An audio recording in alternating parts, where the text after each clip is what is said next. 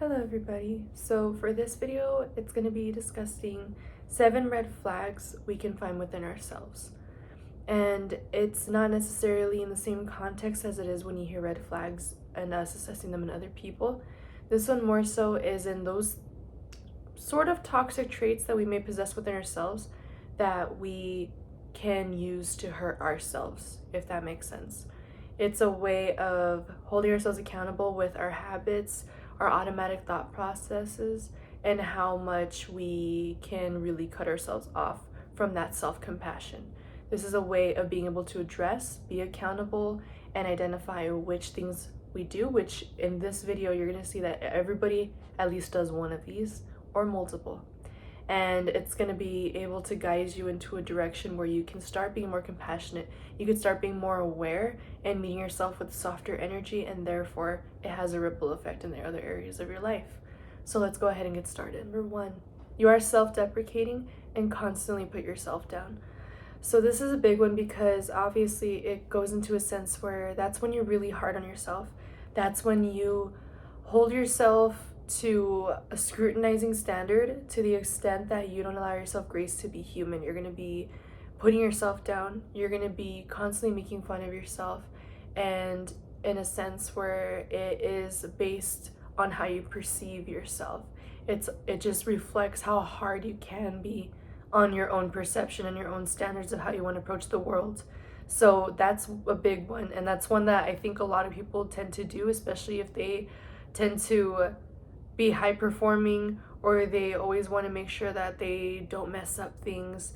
They have high functioning anxiety, for example, self-esteem issues, insecurities, past experiences, traumas that have led them to start being the ones that put themselves down. So number 2 is also one that a lot of people frequently do. It's your sense of self-worth being entirely based on other people's estimation of you. So this happens often when an individual doesn't necessarily know how to have that inner confidence or that inner assurance in themselves. So they're going to constantly seek the approval of the outside world. The outside world is how they assess their value, how they assess their success, how they assess their identity, more so than just being your own person. And of course, everybody to an extent seeks validation as a social creature. Validation is a human need, but in the sense of sorry, but in the sense of wanting everybody else out there to like you, or constantly thinking of yourself through the goggles and through the filters that other people pin upon you. Number 3, you'd rather ghost, avoid, or self-sabotage than communicate and handle conflict. So this is another one. This is a way of, for example, this can also tie into attachment issues.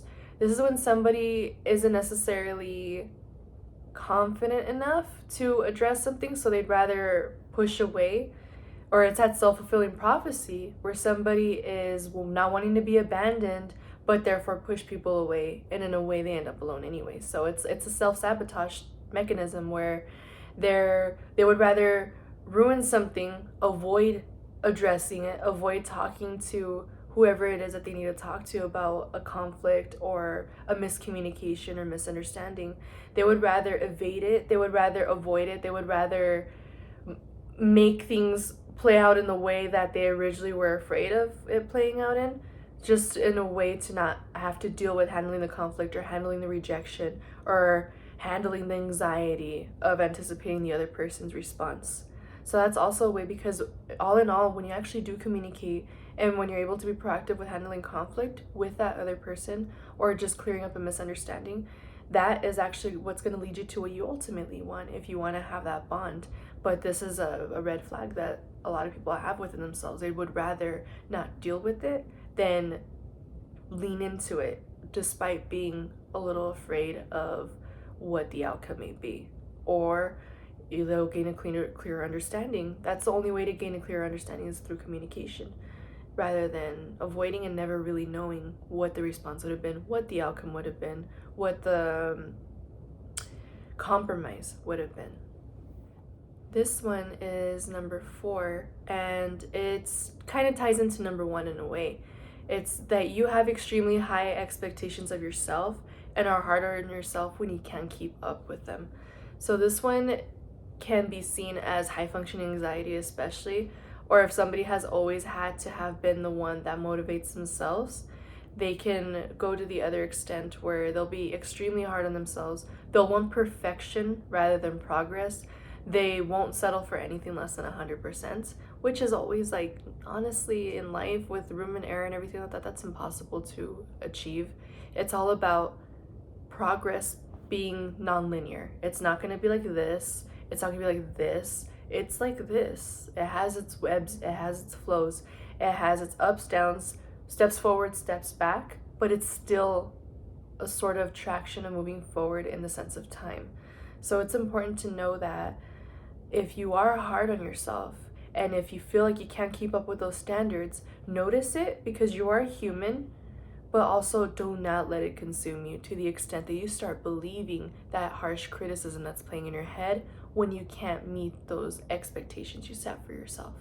Number 5 is one more so in a direction that can be seen as toxic, because this is something that shouldn't necessarily be a core issue for someone who's more self-aware. But if you do find yourself seeing this one, take notice and make sure that you check yourself in the way you approach other people. So number 5 is you try to manage or control other people and their decisions for them. In life, it's all about individuals coming together. And it's okay to speak up your needs, your wants, and to compromise. That is always synonymous with any sort of relationship or interaction that requires more than one person, of course.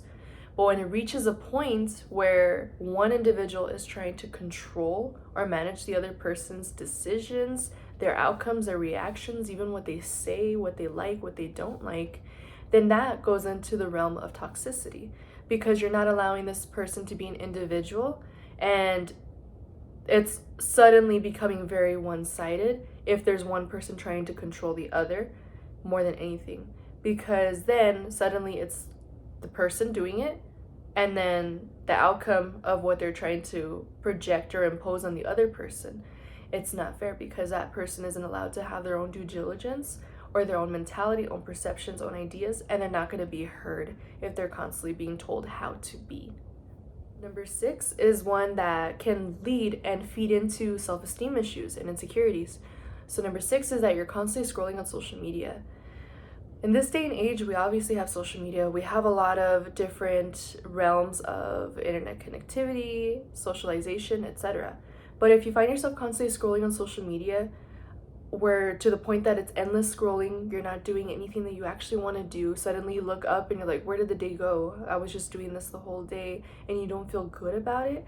If you find yourself comparing yourself to everybody that you see on social media, especially people who have these unattainable Photoshop standards, and you find yourself being so mean to yourself out of it all, that's not good either. If you find yourself doing that, just constantly giving yourself FOMO, giving yourself the fear of missing out, thinking that you're falling behind in life, thinking that, oh, I could never do this, or look at this person's doing this at this age, why am I not doing, etc., etc., etc., etc., etc.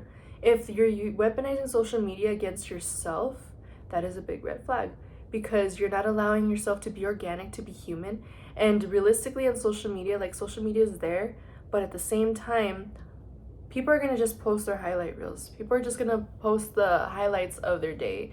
They're going to be posting the best photos of themselves, the Photoshop versions of themselves, how they want to be perceived, not more so who they actually are. And when you're doing that and you're getting lost in that world, you're getting lost into a false sense of reality. And that's not good for you. That dissonates you from what reality truly is. It dissonates you and disconnects you from yourself. And it disconnects you from the uniqueness that you have, because you're constantly thinking that you have to be a cookie cutter. And that's not the case in real life. Number 7 is that you're hung up to one-sided friendships or relationships. So that's also a really important thing to consider too, to make sure that you don't have that red flag within yourself, because of the fact that if you are in a relationship, and this ties into a couple of the other ones that we discussed, if you are having a friendship and interaction, if you're constantly the one putting in all the effort, and you're the one who feels like if you're alone, standing alone in that whole bond, then it's not good for you. It's something that you need to be aware of. Like, if you find yourself being in one-sided friendships or relationships, it's going to be very difficult for you to get out of those patterns, because then it never ends. You start becoming more immune, more desensitized to how, I guess, tragic that can be, to feel like you're the only one there. You're the only one who's being emotionally or mentally present in that situation.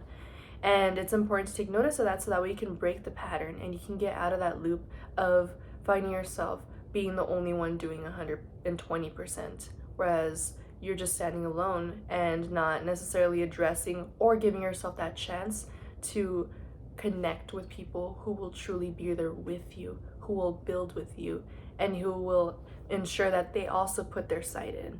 And it doesn't always have to be 50-50. It's going to have its percentages, it's going to have its compromises. It's a matter of knowing that somebody is going to be there with you, that there's going to be two people in that bonded relationship. Does that make sense? So those are all the 7 red flags that you can find within yourself.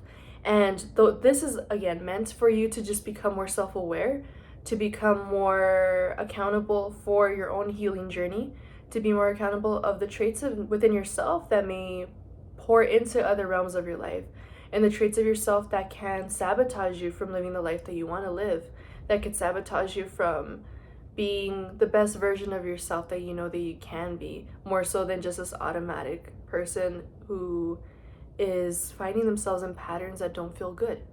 So take note of them. Everybody has at least one of them, realistically, and it's important to make sure that you do so, because it's a courageous step to the self-healing journey. And it can be scary to look at yourself in the mirror whenever it comes to this part, but looking at yourself in the mirror, admitting to any of these, doesn't make you a bad person. It means that you are courageous enough to be accountable for the things that you do want to change within yourself, to become the person that you know you're meant to be. I hope this video has been helpful, and have a great mental health day. Thank you.